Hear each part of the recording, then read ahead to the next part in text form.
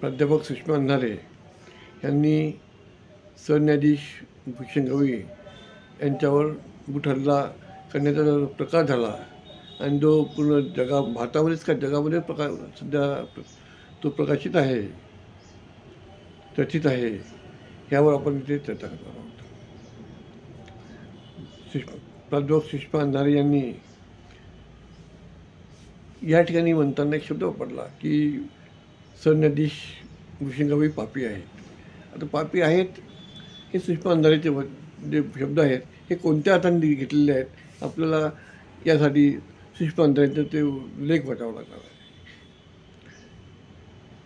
कारण या ब्राह्मणी व्यवस्थेच्या दृष्टिकोनातून आपण जी मंडळी आहोत ती पापी आहोत. आपण शिक्षण घेतो काय असो, त्याच्यामुळे आपण त्या विषयावर नंतर बोलूया. परंतु आपल्याला हे समजून घ्यावं लागणार आहे की भारताचे सरन्यायाधीश भूषण गवई जे साहेब आहेत, आपले सरन्यायाधीश आहेत, यांच्यावर लिहिलेलं, त्यांना लिहिलेलं विंगाचं पत्र मी आज वाचलं, यूट्यूबवर वाचलं. सदर पत्र एक प्रवक्ता व्यक्ती वाचून दाखवत होता, मी ऐकत होतो, त्यासोबत दोन्ही होतं. सदर व्यंग्याच्या पत्रामध्ये खूप काही लिहिलेलं आहे, मात्र विषय मुद्दे मांडलेले आहेत. त्याबद्दल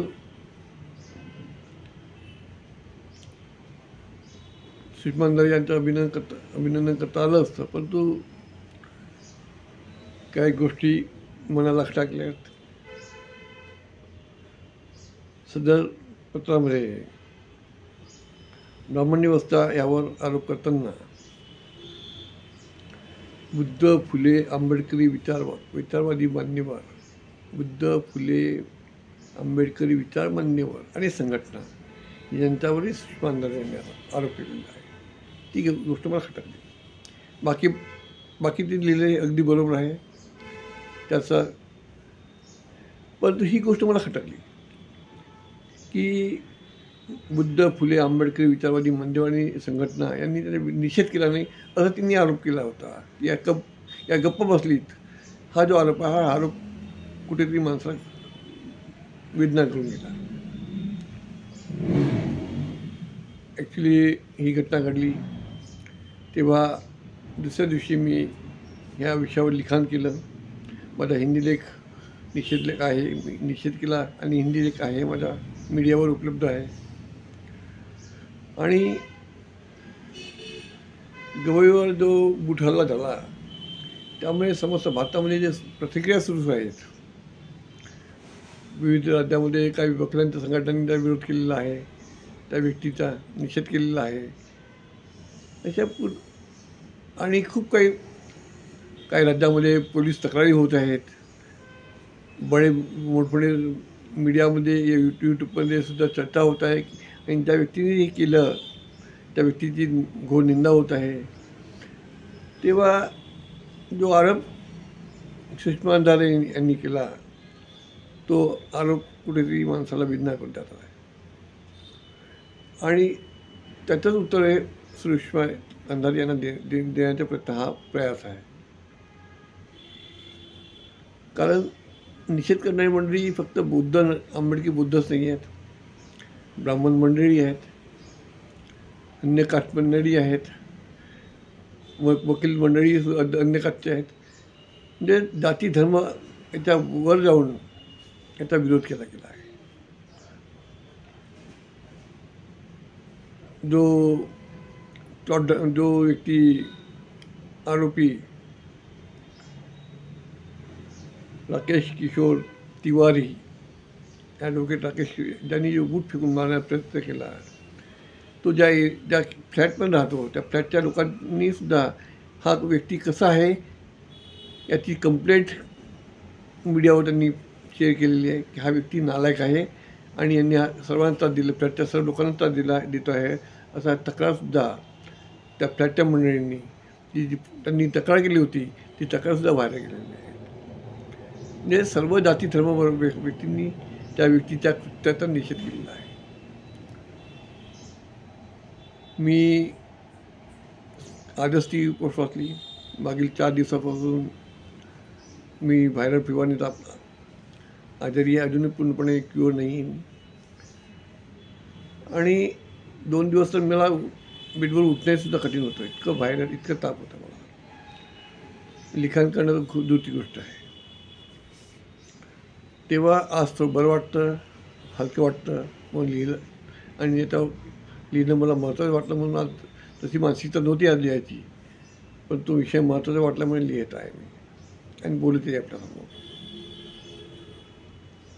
सांगायचा उद्देश पण एक आहे, सुषमा अंधारे यांनी ह्या गोष्टी समजून घ्यायला पाहिजे. राजनीती, आता सुषमा अंधारे राजनीतीमध्ये आहे, हा विषय आहे. हा राजनीतिक इश्यू नाही आहे, हा राजनीतिक इश्यू नाही आहे, हा सामाजिक इश्यू आहे.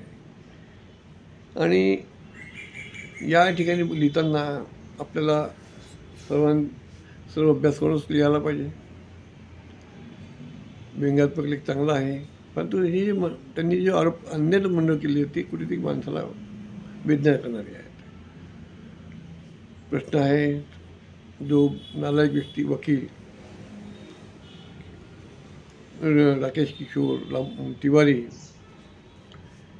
यांची वकिली पंजीकरण रद्द करण्यात आलेलं आहे. हां, एक गोष्ट मात्र खटकते आहे. विविध अदालत पोलीस स्टेशनमध्ये गुन्हे होत आहेत, परंतु दिल्ली शहरामध्ये त्या पोलीस स्टेशनमध्ये हे प्रकरण अजून नोंद झालं नाही आहे. ही मात्र खेदजनक गोष्ट आहे. आणि ज्यांच्यावर बूट हल्ला झालेला आहे, प्रयत्न झालेला आहे, ते सर्वोच्च न्यायालयाचे सरन्यायाधीश आहेत, जे राष्ट्रपती शपथ देतात. प्रधानमंत्री राष्ट्रपती शपथ देत नाही. प्रधानमंत्री राष्ट्रपती शपथ देते, सरन्यायाधीश शपथ देतात. म्हणजे राष्ट्रपती नंतर प्रोटोकॉलमध्ये प्रधानमंत्री आहे, व्हाईस प्रेसिडेंट, राष्ट्रपतीचा व्हाईस प्रेसिडेंट, त्याने प्रधानमंत्री, आणि त्यांच्या सर्वोच्च हे सरन्यायाधीशसुद्धा प्रोटोकॉलमध्ये येतात. अशा वेळेला बदलाव होत असताना त्याची पोलीस तक्रार नोंद होत नसेल तर दुःख यापेक्षा कोणतं दुःख असू शकत नाही. यामुळे हे दुःख, हा गुन्हा दाखल होऊ नये यासाठी प्रयत्न कोणाला शुक्र कोण आहेत, याच्यामागे कोणाचा हात आहे, हा शोध घेणे आवश्यक आहे.